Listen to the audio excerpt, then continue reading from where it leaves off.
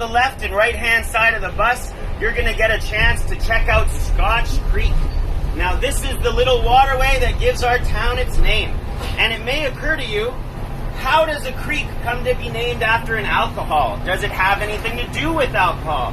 The answer is yes. Okay? There was a local entrepreneur by the name of Shuswap Joe who lived in this area in the 1920s and 1930s. And he established an illegal Scotch distillery on that creek about 6 or 7 kilometers up into the forest. Okay? It was a very lucrative business for Shuswap Joe from about 1923 through to 1927.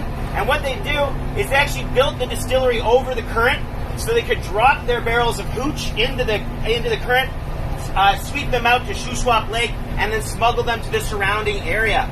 Now, unfortunately for Shuswap Joe, a lot of these barrels started making it south of the 49th parallel. And for those of you who are history buffs, you know that's smack dab in the middle of the American prohibition on alcohol.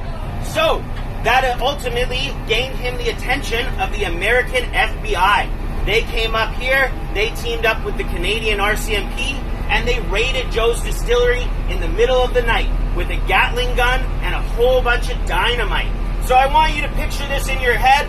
Chug, chug, chug, chug, chug, chug. They're just shooting this crazy Gatling gun like this. The barrels of scotch are glugging out their precious contents into the water. Men are falling and dying. Shuswap Joe, he ran through all that carnage. He jumped into an empty scotch barrel and he floated to safety down Scotch Creek. Now, the reason we share this story with you is because it was during this midnight journey that Shuswap Joe invented whitewater rafting.